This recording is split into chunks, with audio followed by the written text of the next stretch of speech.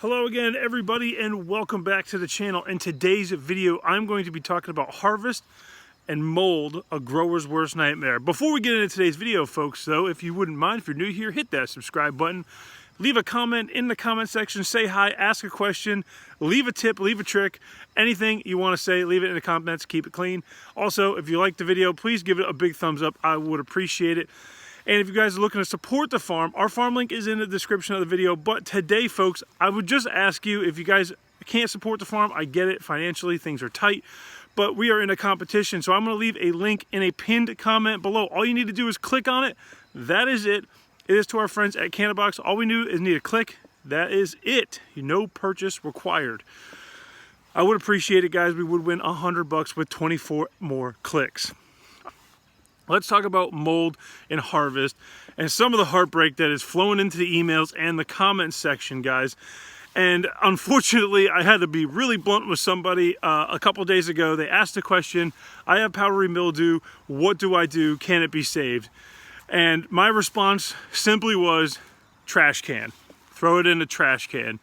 Unfortunately, this time of year, folks, we get a bunch of questions about mold and harvest and curing and just crisis and heartbreak. And I know I covered it in the last video, but I'm going to cover mold specifically today because now is mold season. Like really after that second week of October, people start bombarding with mold because they either harvested too early or they harvested when it was wet or they harvested mold and didn't realize it, hung it in their drying room, and now they've got a huge problem on their hand.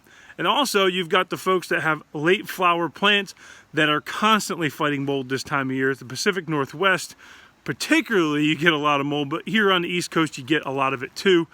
So let's talk about it. All right, so there's 3 different kinds of molds. There's only one remedy that I know of, and I will cover it. We have a video on the channel today. It is a huge hot button issue, so I am not going to talk too much about it, but I will cover it today. First and foremost, if you have like a caterpillar bite that creates a small amount of fuzzy mold, I call it, you can cut that out and save the flower. Cut very far down, even the clean flowers, get rid of it, and you can still save the branch, so to speak. Then there's bud rot. Bud rot needs to be cleared completely out, away from the plant. Anything that thing touches, you need to get it out of there. Now, caterpillars can cause bud rot, but there's also like a little fuzzy mold that's a little different than bud rot, I think, that those caterpillars specifically start, but will eventually end up being bud rot. You're going to want to cut that whole section out of the plant and remove it, compost it as far away as you can, and deal with it another time. You know, either that's burning or composting and letting it degrade, however you need to do it. But right now you got to focus on the plant. And then there's the third one, powdery mildew mold. Now that shows up in 2 instances. Now if you get it on the live plant, there is a remedy for it. You can use a biofungicide to get rid of it. Some people spray H202, also known as hydrogen peroxide. I don't know if I recommend spraying that on a live plant. I don't think that works very well. Hydrogen peroxide can be very volatile to a live organism, so I don't recommend that. I've never done it myself. And then the second remedy is for mold mildew on a branch that you cut it off completely, but you're worried that the spores could be somewhere, and that is called a flower bath with H202. Now that one, although I don't recommend because I've gotten a lot of flack from it, is a tried and true grower's way of getting rid of mold in your flower. So you can either do a biofungicide. If the plant is still alive, you have a chance. A biofungicide, the one that we use here on the farm, is state approved from General Hydroponics. I can't remember the name of it right off the top of my head, but they have a bunch of them. They are Omari certified. We have used it in the past for leaf spora, but it does work for powdery mildew as well. Now, the H202 Bath is completely different, but if powdery mildew shows up on a cured flower, it's game over. And here's why I say that. Because if you were to spray that with H202, you're rehydrating that flower, killing potentially the mold, but you're rehydrating the flower. So does the water in that solution create an atmosphere for more mold? And would it be better to just remove the flower throw it in the trash, and hope that it didn't contaminate everything else. That's kind of where I'm at. I think once you're in that curing process, I think mold is, you know, a done deal. I think it's got to be removed. There are growers that stretch the limits and do different things. Here on my farm, on our farm, we do not practice any of these things other than biofungicide.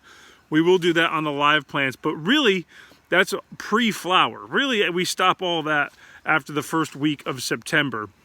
You know, it's just, it is what it is kind of thing on the farm. We go completely organic, no spraying after that. So that is a grower's choice. I'm not recommending any of it. Y'all have to do your own research, but I get tons and tons and tons of questions. The heartbreak, I feel you guys. One follower of the farm, a great follower, Justice for All. I'm going to give you a big shout out here if you're still watching. Put fail as F-A-I-L, first attempt at learning. And that is huge. You know, that can't be overstated or understated. That really sums up growing in a nutshell. Take it as a learning experience. This is your first go at it. If you repeat the same mistake, well, then you didn't learn. But failure is a great lesson learned.